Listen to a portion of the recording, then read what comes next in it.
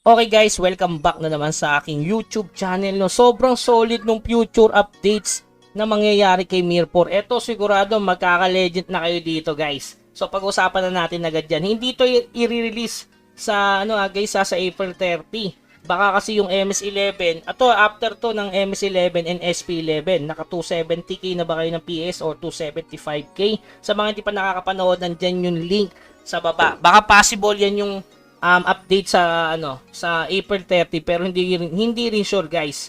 Okay, so pag-usapan natin yung future update na kailangan niyo nang mag-hoard ng mga ticket. Bakit? Yan. Pag-usapan natin. So magkakaroon ng bagong legendary. Etong si Thunder God Dragon Thunder. Thunder God Dragon Thunder pa. Ayos ah. Okay, so bagong Legend Spirit. Ayan ang itsura mga boss.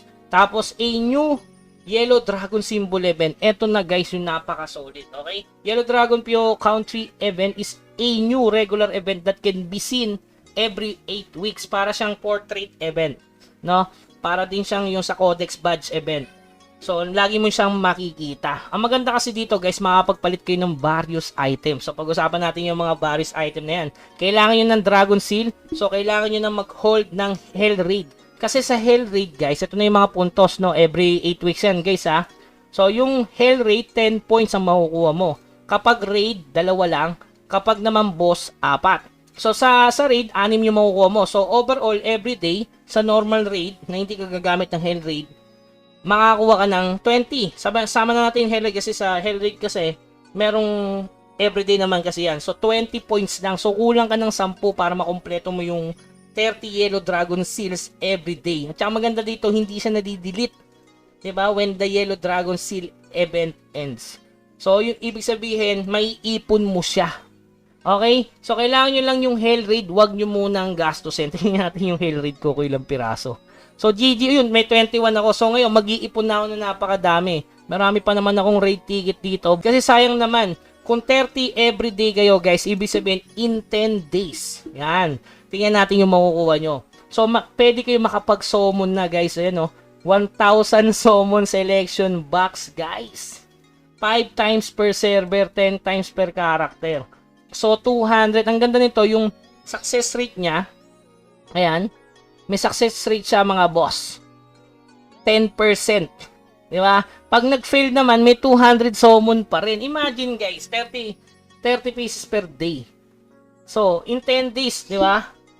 O kahit lang, mga 7 days, pwede kang maka-assuming, makapag-assume na nito mga boss. Ayan. Okay, sobrang solid nitong summon na to. Pang F2P talaga. Tapos ito, meron dito, 400 plus 8 agad na Sarmati Stop. Okay, tapos ito, Legendary Magic Spirit. Ano to? Grabe naman yung probability Sobrang hina no? Pero to maganda, at least plus 5 na mga boss. Yung kasi, anong plus nung akin? Yung TE ko. Anong plus ng TE nyo mga boss? So yung TE, secondary equipment, yung TE natin. O plus 5, pareho lang pala. So kailangan mag-success siya sa plus 8. Sobrang solid 400, pero sa akin, talaga ipapalit ko dito sa 1,000 summon. Ayan guys, napaka-good news niyan.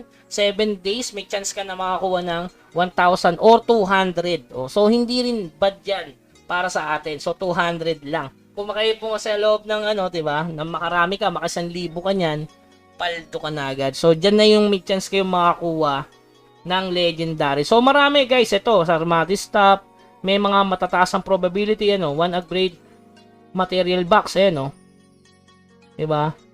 So madami. Pero yung sa tingin ko, ang pinakamaganda talaga dito, syempre yung plus 8, grabe, plus 8 agad yan. Tapos ito syempre, para sa akin, yung 1,000 summons. So, okay. So, sa mga nagtatanong kailan daw yung Takure event, sa June 25, 2024. Okay, so yun lamang guys. Yun lang, sinabi ko sa inyo, mag-hoard na kayo ng mas maganda Hell Raid na lang kasi 10 points yung isa. Pero kung may makuha kayong mga raid, tsaka boss raid, mas maganda itabi nyo na lang para pagdating nung event na to, itong napakagandang event na to, ay meron na kayong nakaprepare. Yun yung kinaganda kapag updated ka sa kahit sa future update ng Korea kasi nilalabas naman yan sa global.